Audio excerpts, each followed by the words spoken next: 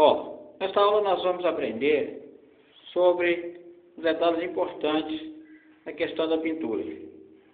Quando terminamos de fazer o piso e na hora que vamos pintar, nós devemos forrar o chão para que nós possamos proteger a nossa cerâmica. Geralmente, quando nós chegamos nessa fase, o rejunte já está pronto. Notem aqui que o rejunte não foi executado.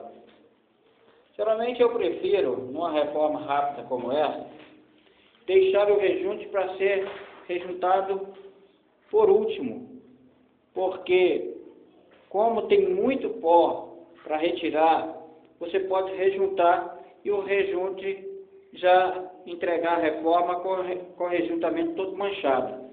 Então eu dou preferência a rejuntar quando eu tiver passado pelo menos a segunda demão de tinta, que aí eu estou faltando somente uma demão para acabar a pintura e o rejunte sai como se tivesse sido novo, ou seja, estará novo porque ninguém vai ter movimentado em cima dele. Rejuntei, porque se eu deixar para rejuntar na terceira demão, eu posso acabar sujando a minha parede. Então eu rejunto quando eu estou dando depois da segunda demão. Aí eu rejunto na terceira demão, já não suja nem a parede, nem o rejunte.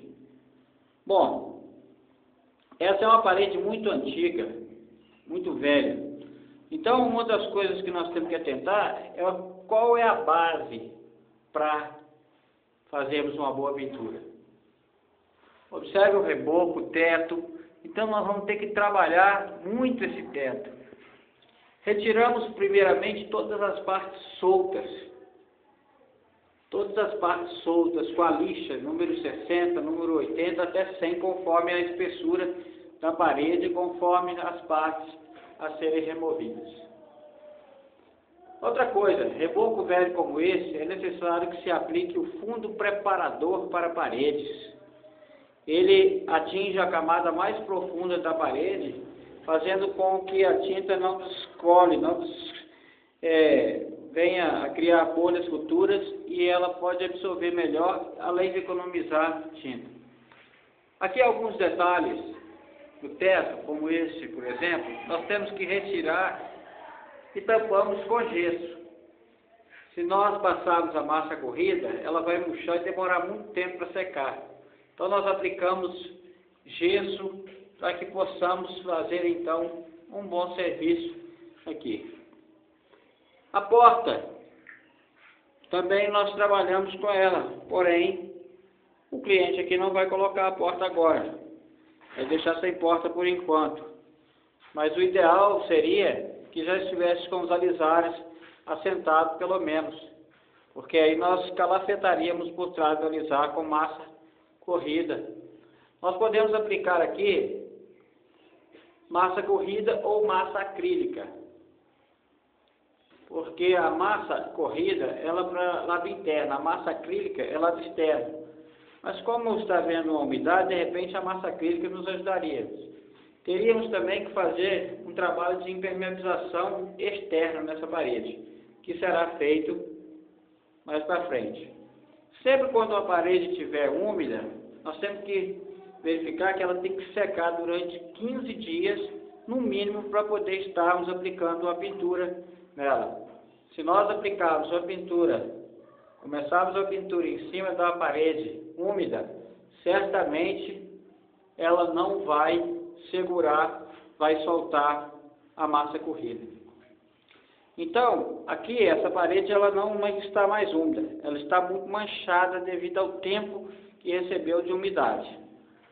Essa tinta é uma tinta de baixa qualidade, então nós temos que realmente aplicar o fundo preparador para a parede. Em reboco novo, nós aplicamos o selador e não precisamos aplicar o fundo preparador. Fundo preparador somente em pinturas velhas ou danificadas. Às vezes ela está velha, mas está bem conservada, você pode aplicar diretamente em cima da pintura, apenas lixando com a lixa número 120 a 150. Então observe que nós temos um grande trabalho. Nessa altura do campeonato, o problema da infiltração já foi resolvido e está tudo seco. Estamos fazendo uma reforma em época que não está chovendo mais. Então nós temos que atentar com todos esses detalhes na hora de fazermos uma pintura. Se nós não prestarmos atenção em uns detalhes, nós podemos atrapalhar tudo. Ó. Veja bem que aqui tem uma cortina. Nós temos que tirar todas as cortinas, todos os elementos que possam estragar, porque quando nós começamos a pintar, nós geralmente caem alguns pingos de tinta. Nunca devemos esquecer desses detalhes. Se nós formos pintar com a cortina, nós podemos estar cometendo um grande erro. Então, muita atenção. Outra coisa que nós temos que fazer, remover todas as tampas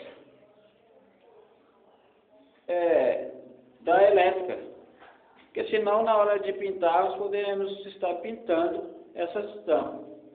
Nós temos que removê-las, guardar com os parafusos, bem num lugar seguro, onde a gente possa depois achar com facilidade. Essas aqui serão trocadas, mas se fosse nova, teríamos que trocá-las da mesma forma. Então nós vamos retirar, depois vamos trocar por uma nova. Aqui nós temos um grande problema, né? Esse problema aqui também é um problema de umidade, que vem do outro banheiro, mas já foi também corrigido e a parede já está seca. Então, essa aula, depois nós vamos mostrar a aplicação correta de gesso em uma próxima aula sobre gesso.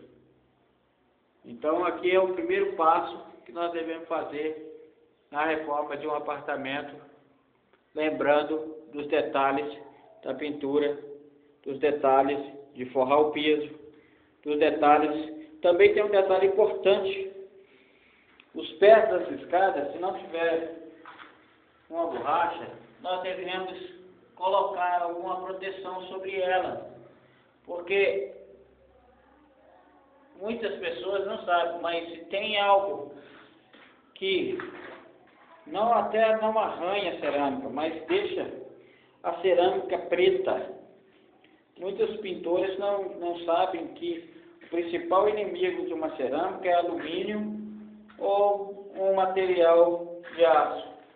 Então ele deixa um risco na cerâmica que não sai nunca, mesmo que não arranhe a cerâmica, mas ela deixa ela riscada. Então esse risco tem que ser retirado. A gente, quando vai trabalhar com a escada, nós pegamos fita crepe e enrolamos no pé da escada para que ela proteja essa escada, já que não tem a borracha, mesmo forrado. Uma das coisas interessantes aqui é que a melhor maneira de se forrar um piso é com papelão. Se nós tivermos condição, se o cliente tiver condição, ele comprar o papelão ondulado. É a melhor maneira de se proteger uma cerâmica.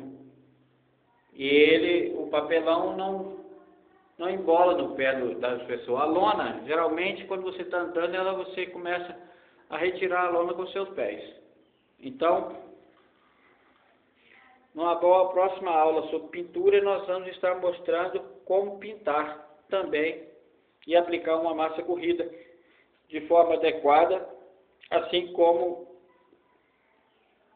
o gesso e o fundo preparador e a tinta. No mais, boa aula para vocês.